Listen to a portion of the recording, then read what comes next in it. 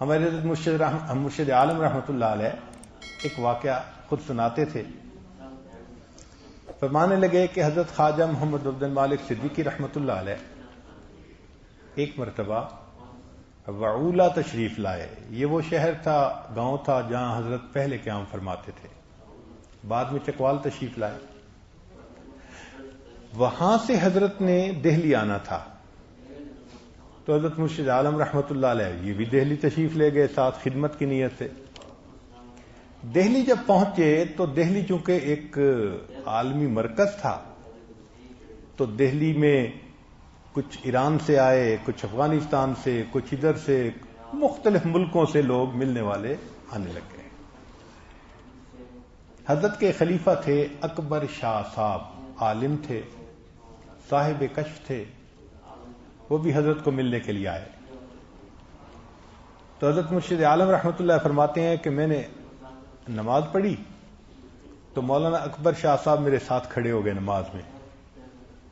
نماز کا میں نے سلام پھیرا تو امام دعا مانگ کر اٹھے تو اکبر شاہ صاحب مجھے کہنے لگے تمہارا مالا اعلیٰ میں بڑا اونچا مقام ہے، تمہارا مالا اعلیٰ میں بہت اونچا مقام ہے.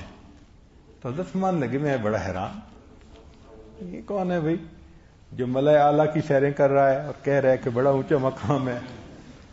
میں نے اس بات کو اگنور کر دیا. عصر کے بعد مجھے حضرت خواجہ باقی باللہ رحمۃ اللہ علیہ کے مزار پہ جانا تھا.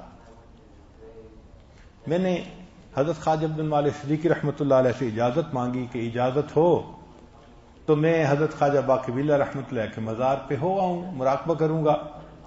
حضرت نے فرمایا ہاں جاؤ، اور غلام حبیب یہ مولانا کو بھی ساتھ لے جاؤ. اور میں نے دیکھا تو وہی مولانا ملا اعلیٰ کی سیر کرنے والے. تو میں حیران کہ بھئی نماز ساتھ پڑھی تھی تو یہ کیا، اب مراقبے کے لیے جا رہے ہیں، اللہ خیر کرے. وہاں جا کے مراقبہ کیا تو مراقبہ کر کے جب اٹھے تو واپس آتے ہوئے وہ مولانا اکبر صاحب جو تھے وہ فرمانے لگے کہ مجھے کشف میں تمہاری ازدواجی زندگی کے بارے میں بتایا گیا ہے. کشف میں تمہاری ازدواجی زندگی کے بارے میں بتایا گیا ہے.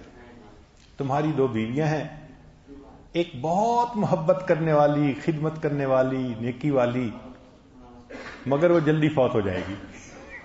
اب جس بندے کو نیک بیوی کے جلدی مرنے کی خبر دی جائے تو کہتے ہیں آپ کی 2 بیویاں ہیں، ایک بیوی بہت نیک، بہت وفادار، بہت نیکوکار، مگر وہ جلدی فوت ہو جائے گی، اور دوسری بیوی تمہارے راستے کی رکاوٹ ہے، اس کو تم طلاق دے دینا.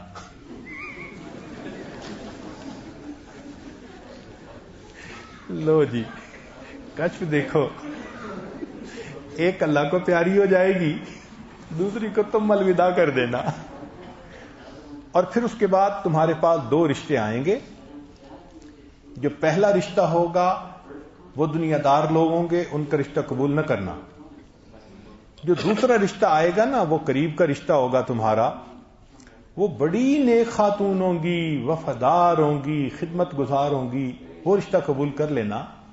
پھر اس سے اللہ تمہیں اولاد دیں گے، ایک کا نام عبد الرحمن، ایک کا نام عبد الرحیم ہوگا، نام بھی بتائے خواب، اور اللہ ان بچوں کے ہاتھوں پہ دین کو پھیلائے گا. حضرت فرماتے ہیں میں نے بات تو سن لی مگر میری حالت غیر. میں آیا اور حضرت کے ساتھ سامنے کہنے لگا حضرت یہ مولانا جو میرے ساتھ آپ نے بھیجے تھے تو یہ تو کہتے ہیں مجھے تیری ازدواجی زندگی کے بارے میں کشف ہوا ہے. حضرت مان لگے ہاں ان کے کشف سچے ہوتے ہیں. میں نے کہا حضرت پھر میرا راڑا باڑا ہو گیا. اگر ان کے کشف سچے ہوتے ہیں نا پھر میرا راڑا باڑا ہو گیا. تو حضرت صدیقی رحمۃ اللہ نے پھر خواب سنا اور فرمایا کہ ہاں ایسے ہی ہوگا، اور اللہ کی شان کے ایسے ہی ہوا. ایک کی وفات ہو گئی، دوسرے کا معاملہ ایسا بنا کہ علیحدگی ہو گئی، اور جو تیسرا رشتہ آیا واقعی وہ دنیا دار لوگ تھے، مال پیسے والے تھے، مگر انا تھی، وہ بھی ٹھیک نہیں تھا.